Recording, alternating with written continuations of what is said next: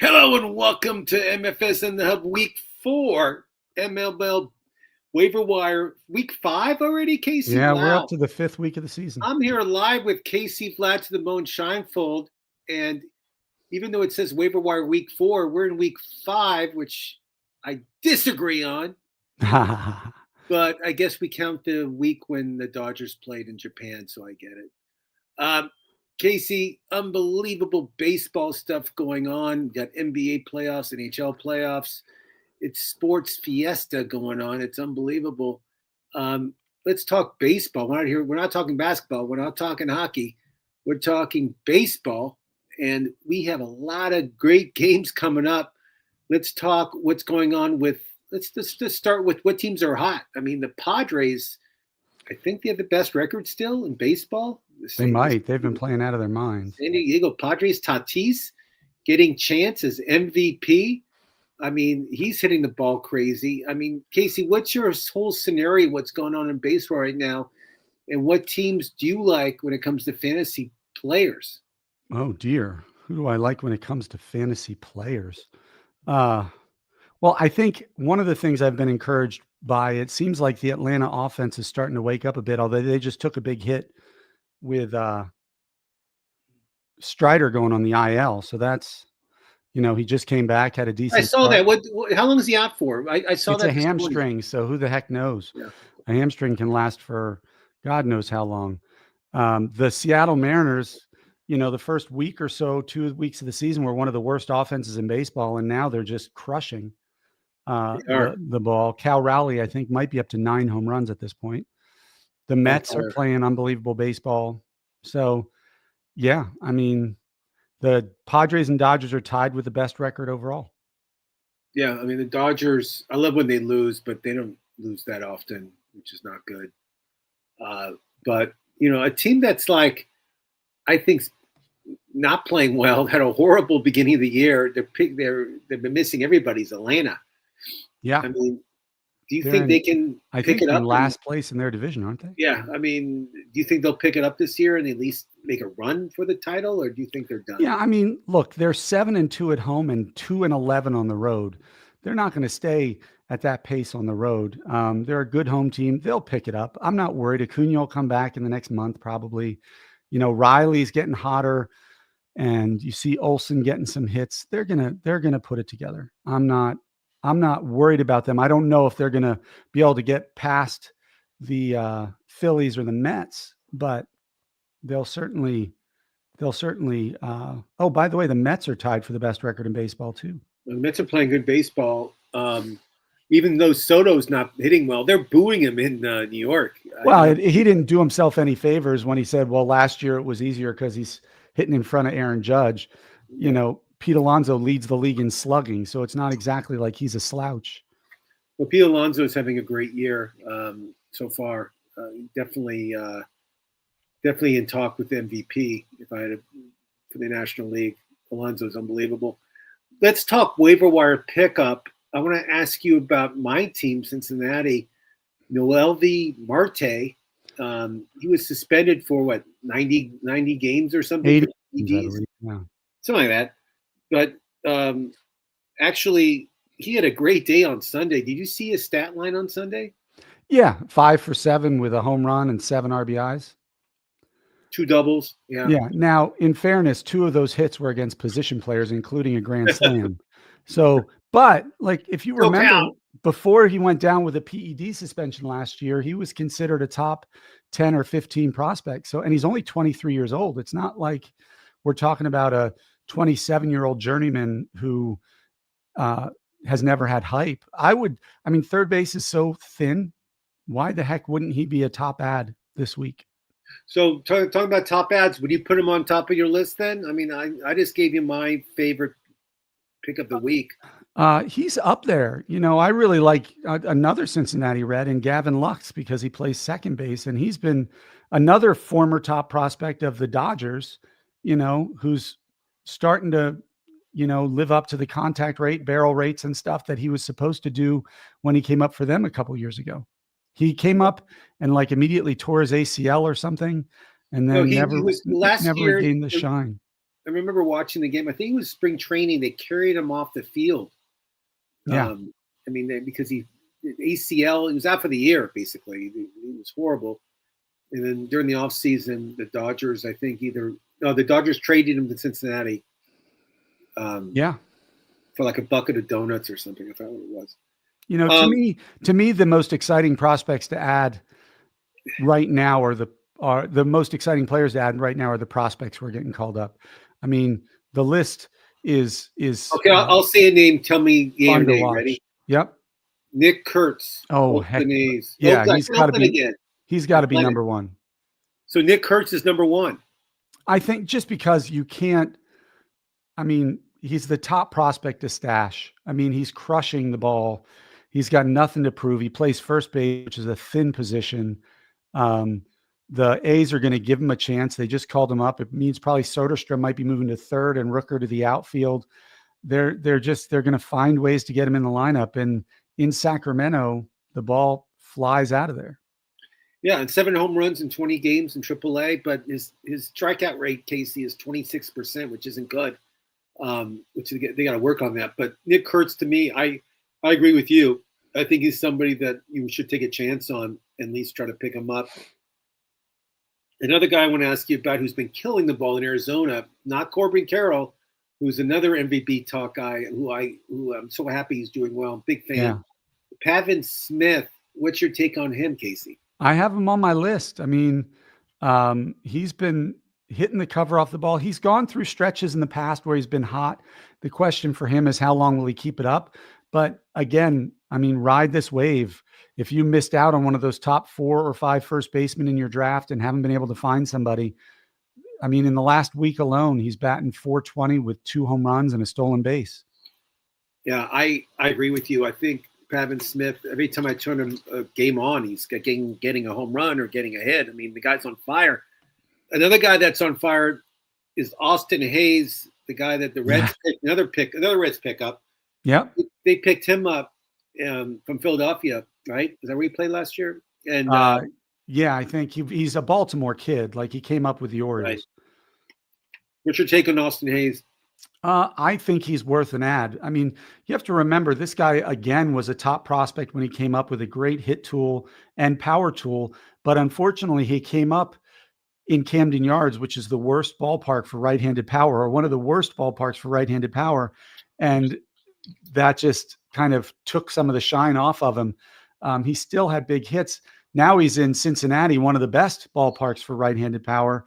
And he's in a lineup where, you know, it's a surprisingly deep lineup. It's one of my favorites to watch. They put Encarnacion Strand on the IL, so there's, you know, more at bats available. Gavin Lux is doing great. We all know what Ellie De La Cruz can do. You know, Fraley's hitting the ball well. McLean is a very good player. So there's a deep enough lineup there that I think the numbers and opportunities will be there for Austin Hayes. I like him too. Casey, who else is on your famous list? Well, you know, I'm going to name another prospect because that's who I tend to pick. Agustin Ramirez. If you remember in the preseason when we were doing our position previews, I talked about this catcher out of Miami who's a power speed guy. He got the call and in his first game went 2 for 3 with a stolen base as a catcher. Considering how thin catcher is, I think at this point, if they're going to give him the at-bats, and I don't see any reason why they wouldn't, he seems like he's my top catcher ad because if you can get speed at catcher, it's just an added bonus. Even if he only steals 5 or 10 bags, he was 2020 last year in the minors as a catcher. I mean, that's an impressive feat. So I like him. You know, other prospects, we're at that time of year where all the prospects are starting to get called up. You're probably going to see Bubba Chandler for Pittsburgh in the next couple of weeks. You hope. Roman Anthony doesn't have anything left to prove in the minors, but the problem with Roman Anthony is there's no room in that outfield. But an oblique, a hamstring, a quad, a hit by pitch can happen any day. So he's a speculative ad. Ones who've been called up that I like already. Who's that guy, Casey? I read this guy. I'm not familiar with him, but he was on my watch list. is Simpson. He plays for Tampa Chandler Bay. Simpson. Yeah, for Tampa Bay. Tell This me guy's about him. he's a 100+ steals a year in the minor guy. That somebody I read an article where they compared him to Luis Arias's hit tool with Ellie De La Cruz's base running. And so he kind of takes you back to the days of Juan Pierre. Remember Juan Pierre? Dodger, Marlin. Yeah, very, very familiar. who just he has a good hit tool. He's not going to hit for a ton of power, but he's dynamite on the bases, and so there's no, like, he's another guy who I just love. That's why he's on our cover. Caleb Durbin, the kid in Milwaukee, qualifies at second, third, and short, and he's another hitting, not as much power, but a lot of speed and a pretty good hit tool. He's going to get plenty of chances there. And then Cleveland has this kid, Gabriel Arias, who's kind of the same way. I picked him up. Second, third, and short also there. Yeah.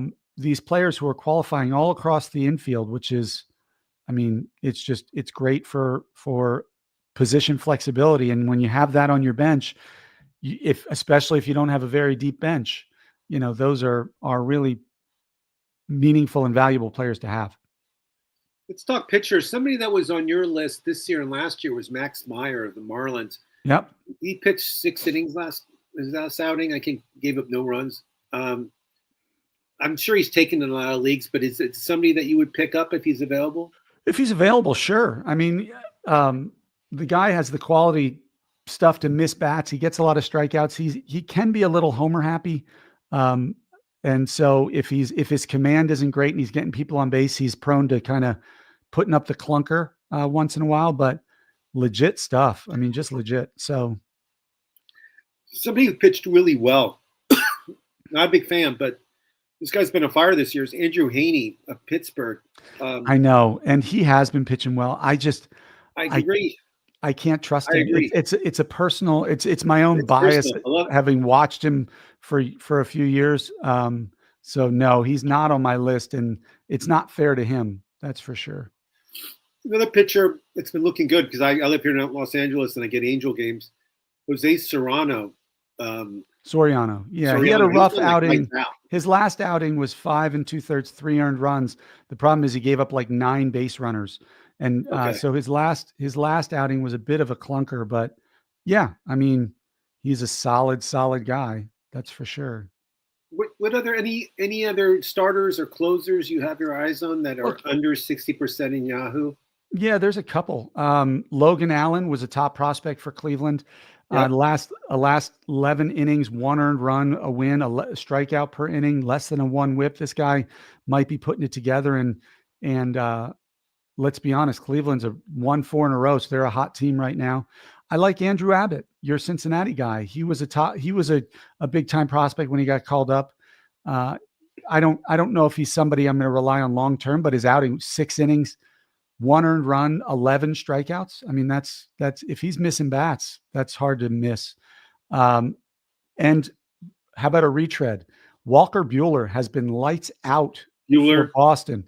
They're saying his velocity is back and his command is a little better than it's been. Who knows if he's going to need a third Tommy John, but he's somebody you can ride while he's hot. Yeah, exactly. And then the relief pitchers in Boston, this kid, Justin Slayton, has 2 saves in the last week in 3 innings pitched, hasn't given up a run or a base runner. Alex Cora has shown this tendency to use Aroldis Chapman more to put out fires, whether it be in the 7th, 8th, or 9th inning. And so that's given Slayton seems to be the guy when Chapman's either not available or used earlier on when there's a dangerous situation. So he's, to me, a must add. And then Devin Williams has been, I will say, terrible.